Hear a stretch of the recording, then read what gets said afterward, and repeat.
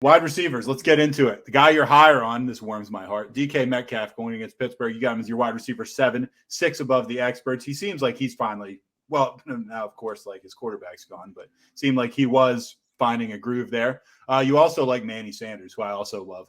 At Tennessee, you got him as your wide receiver 27, only 3 spots above the experts. I actually think you might both be low. I really like Manny Sanders. I love him. And there's 2 others there, too. Oh, you got a couple more, Tim Patrick and Hunter Renfrow.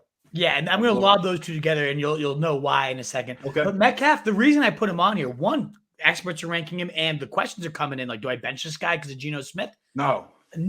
He caught a touchdown, a very nice-looking touchdown from Geno Smith, a chemistry-style ball. Like, he's the type of receiver that he won't be better with Geno Smith. Like, that's a stupid thing to say. No, but he's the type of guy that someone like Geno Smith could lean on. Exactly. Like, you're a big body. I'm just going to let you go do your thing. And that's how he scored last week with Geno Smith. Pittsburgh is sneakily giving up. I don't know why Pittsburgh gets this reputation anymore. They're giving up the 3rd most points to wide receivers. They're not going to be able to contain this guy, even with Geno Smith. Like, the worst case scenario is they just get after him all night and Geno Smith sucks. That could happen. I'm banking on it not, though. I think DK is good enough that Geno can get him the ball. Geno looked good enough. He had 130 in like a quarter. I mean, the guy looked okay. He looked steady. So I don't mind him at all. As you mentioned, Manny Sanders, I mean, he has been a monster these last few weeks. 26, 13, and 20 fantasy points over his last 3 games. And now he gets Tennessee, who is giving up the most points to wide receivers. Not only that, they're giving up the biggest plays to wide receivers. Wide receivers are averaging nearly 16 yards a catch against this team. 16 yards a catch is fucking insane for a team to average. And Manny Sanders is the best deep threat on this Buffalo team. I think he's going to go deep for at least 1, if not 2. Like, get this guy in your lineup. Don't think twice. And I love Tim Patrick and Hunter Renfrow, who I'm +5 or more on both of them together because they are just the steadiest guys. Tim Patrick, 14, 13, 15, 7, a little dudded, but 16 after that. Top 22 or top 25 rather in 2 of his last 3. The guy just gets it done, and he gets a decent matchup this week. You know, the Casey Hayward, pretty good corner. He's going to be on Sutton, though. I think Patrick's going to be leaned upon. And then Renfrow hasn't had a single game below 6 targets, hasn't had a single game below 5 catches, hasn't had a single game outside of double-digit fantasy points. He's the wide receiver 28 in PPR leagues with 14.1 average, nearly 20% target share. He's just so steady. There's not a ceiling. It's not sexy. Get the guy in there in your bye weeks and get yourself a nice 12 points and be happy. That's what Renfrow is. All right, guy you're lower on, Tyler Boyd. You got him as your wide receiver 37, 6 below the experts. Maybe not, doesn't seem as significant, but really when you're talking about someone who's wide receiver 37, you're talking about someone who's like maybe a borderline starter, depending on what your league makeup is and your positional, allowances are.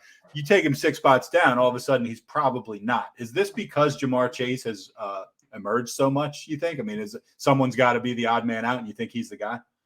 I think it absolutely is. And I roster it. I have to start him this week. I wish I didn't have to, because not only Jamar Chase, T. Higgins being back, there's been 3 games where they're all together. There was one of them, Boyd had like a 10-point day, and he really eked that one out. It wasn't a pretty 10 points. It was like very inefficient, a lot of targets, still didn't look great with it. The other 2 games in these 3 games, he was been under 5 points. I am very worried he is the clear odd man out when they have all 3 of these guys healthy. The Bengals have been playing at the slowest pace in the NFL. They've been very efficient, but the efficiency is coming from Jamar Chase in the big plays. T. Higgins in the red zone, who leads this team in red zone targets, even though he's only played 3 games so far. I mean, Boyd is definitely the odd man out in terms of the money deep balls, in terms of the red zone, particularly when these 3 are all active. I'm worried. I would have this guy even in a great matchup against Detroit. I'd rather have Patrick. I'd rather have Renfrow. I'd rather have these guys that have steadily done it all year, every game, that you know are getting 7 to 8 looks. Boyd you don't have that guarantee with this guy. There is decent upside. There is, maybe he's the one that goes off any given week. I have to start him. I wish I didn't have to start him. Hail Mary, Quez Watkins tonight. And also for Hail Mary, sir. maybe a little bit of Adam Humphries love. Only 2% rostered. That's like a legit Hail Mary, right? Going against Kansas City, who can't defend anybody. They're both 2% rostered, so they're both elite Hail Marys, in my opinion. I love Quez. He finally outsnapped Reagor last week. He's been outproducing him all year. He's been their de facto deep guy. And it seems like every week there's like a chance for them. He's running wide open, and Hurts continues to miss him. I can't guarantee that Hurts actually connects with it tonight, but against the team giving up the second most points to wide receivers, a very bad secondary, I think Watkins could do it tonight. If you have to just throw someone in there, you want a little bit of Thursday night juice, like this guy's going to catch a deep touchdown. I have a feeling in my gut. And certainly if you're doing like DraftKings Showdown and those types of things, I really like Watkins tonight. And then Adam Humphries coming off 3 catches, 73 yards, not like amazing, but not bad either. 10 PPR points. He's had a 7-catch day under his resume, the first start of Taylor Heineke. He peppered this guy. Cam Sims and Diami Brown are both banged up. Diami's been limited in practice. He might be back, but even if so, he hasn't done a thing. I really think Humphries is going to see steady volume against a secondary that's been extremely leaky this year. Again, and he's, they might sell out to stop McLaurin. I think Humphries, and these guys are very cheap on DraftKings, $3,400 for Humphries. I love him this week in that sense. I don't know that I'd ever feel comfortable rolling him out in seasonal unless you were really desperate. But PPR leagues, I think this guy's going to catch 5-6 balls, 70 to 80 yards, and I just have a feeling he's falling in the end zone today, or Sunday rather. Stash and C. I think this might be the guy you put in last week. IR returnees, Rashod Bateman, now up to 24% owned. I'm one of those 24%. Anything else to say? No, we talked about him last week. First-round receiver. We've seen first-round receivers in this class stepping up pretty big, and a lot of people thought he might have been the best one. There's clear. The only thing to say new from this week compared to last week is, one, he didn't play, so we didn't get a chance to see it. But 2, we just saw Lamar Jackson throw for 440 fucking yards and attempt 41 attempts. Like this aerial pie suddenly might be able to sustain a Mark Andrews, a Marquise Brown, and a third.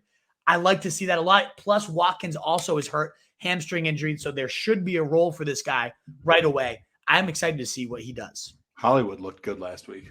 Hollywood's looked good all year. He's one of the best. He had that game with like the 2 drops, for touchdowns. Should have had 35 points that week. Right, but I mean, he looked legit good, including that game-winning catch, which was a great catch. And he's had 19 points or more in every single start, other than the drops game, which again should have been 25, 30. He's one of the best picks you could have made this year. Yep, he's the real deal. He proved me wrong because I me too. Picked the wrong.